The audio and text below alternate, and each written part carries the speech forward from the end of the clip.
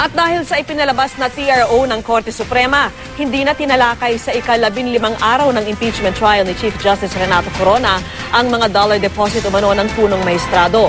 Pero tumistigo muli ang presidente ng PS Bank kaugnay sa peso account ni Corona. Sumalang din sa witness stand ang manager ng BPI Ayala Avenue Branch. Saksi si Sherry Ann Torres. Ilang oras bago maglabas ng Temporary Restraining Order o TRO ang Korte Suprema sa Sabina sa bank officials at records ng mga umano'y dollar account ni Chief Justice Renato Corona, nabalot na argumento ang impeachment court. Sa pagdulog kasi ng PS Bank, gayon din ang kampo ni Corona sa Korte Suprema, lumulutang ang katanungang sino ang mas makapangyarihan sa dalawang korte, ang Korte Suprema o ang Senado na tumatayong impeachment court. There was a statement coming from one of the member judge of this Honorable Impeachment Court that allegedly, in the hierarchy of governmental authorities, Your Honor, this impeachment court is higher than the Supreme Court, Your Honor. We can hardly agree, much less concur with the said pronouncement, because it is not based on any jurisprudence, not any provision of the Constitution, nor any law on the matter, Your Honor. With due respect and my apologies, that is his personal opinion. But the way it looks to me, that is totally bankrupt of any support, legal or jurisprudential, Your Honor. I did not say that we were above. I just said that we are not co-equal. And I said that we are not exercising a legislative function. Obviously, we are exercising a judicial function, a very specific, special judicial function. Ang paniwala po namin dito, yung usapin po ng impeachment ay talagang inalis po sa korte yan. Ang ini-invoke po palagi ng Supreme Court is the expanded power of review na yan po ay pinanganak lamang dito sa 1987 Constitution. We are bound by your rules. Pero sila hindi po. They're trying this in two courts.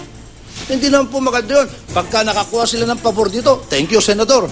Pagka natalo sila, punta kami sa Supreme Court. Pero dahil sa ibinabag TRO ng Supreme Court laban sa pagbusisi sa dollar accounts daw ng punong maestrado, iniutos ni Senate Presiding Officer Juan Ponce Enrile sa mga kapwa senador, depensa at prosekusyon na wag na munang tatalakayin ang issue ng foreign currency accounts ni Corona. Gayunman, tuloy ang pagtatanong na ilang senator judge sa presidente ng PS Bank na si Pascual Garcia III kaugnay sa peso accounts ni Corona. Sabi ni Garcia, siya raw mismo ang nagsabi sa manager ng PS Bank Katipunan Branch na si Annabel Chongson na wag nang dumalo. After examining all of the possibilities and the recriminations, the branch manager was made to understand all of these possible liabilities. Sinundan ito ng patutsada ni Senador Jinggoy Estrada. How do you describe Chongson? Is she a little lady? From my own perspective, she's not little. Inusisa pa ni Senador Estrada kung paanong naipuslit daw ang umano'y bank records ni Corona na ibinigay raw sa prosekusyon ng tinaguriang short lady. Gayong si Garcia na rin mismo ang nagsabi na tanging ang mga opisyal lang ng bangko ang may access sa mga dokumentong ito. I cannot make that determination right now, Your Honor, because I would have to compare it with the original. Who has the competence to answer that question? I would have the competence, Your Honor, once I compare it versus the original. This court is in possession of an information regarding this leakage. And in fact, the Bangko Sentral ng Pilipinas is now conducting an investigation regarding this leakage. We also do conduct reviews, etc. And in our determination, because this matter was being brought about earlier, we actually determined that as far as we believe, documents that were floating around did not come from the bank. Where will it come from then? I have no idea. From heaven? I have no idea, Your Honor, because if we will compare them with the original documents, there are differences. Mag-aalas 5 na ng hapon nakaupo sa witness stand ang 9 na buwang buntis na manager ng BPI Ayala Avenue Branch na si Leonora Dizon. Ipinapresenta sa kanya ang mga bank record kaugnay sa isang checking account ni Corona sa kanilang branch. Ayon kay Dizon, taong 1989 pa binuksan ang account at hanggang ngayon ay aktibo pa.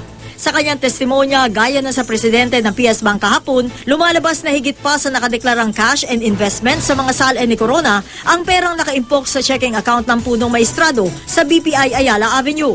Halimbawa, noong 2007, base sa ending balance ng taon, nasa 10 milyong piso ang kabuoang pera sa BPI Ayala Avenue at PS Bank peso accounts ni Corona, kumpara sa 2.5 million pesos na nakadeklara sa SALN. Malayo rin ang kabuoang mahigit 9 million pesos sa mga peso account ni Corona sa parehong bangko sa nakadeklara sa kanyang 2009 SALN. At noong 2010, lumalabas na may 12 million pesos si Corona sa kanyang BPI Ayala Avenue account, dagdag sa 19.7 million pesos sa kanyang mga peso account sa PS Bank Katipunan. Ang nakadeklarang cash and investment sa kanyang 2010 SALN, 3.5 million pesos. Agad na isinalang sa cross-examination si Dizon. Am I correct to presume that this 12,024,067 peso account or balance of the account must have been covered by several deposits and several withdrawals? I may not confirm right now, sir, because I haven't prepared the statement for the 2010. But it could be po. Now, if ordered by the court to produce the statement of accounts, will you be able to do that? I'm not asking you whether you're willing, but will you be able? Because I know you'll be willing.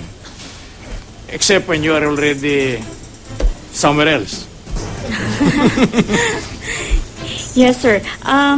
We will comply whatever it is being required in the subpoena. Hiniling ni Cuevas sa korte na ipasampina ang monthly bank statements ng naturang checking account ni Corona mula 1989 hanggang 2010. Dahil na rin sa marami pa raw tanong na hindi nasasagot, pinababalik na impeachment court ang 2 bank officials sa susunod na linggo para muling umupo sa witness stand. Kasama rin sa pinatatawag na ng korte ang branch manager ng PS Bank sa Katipunan Branch. Ako si Sharian Torres, ang inyong saksi.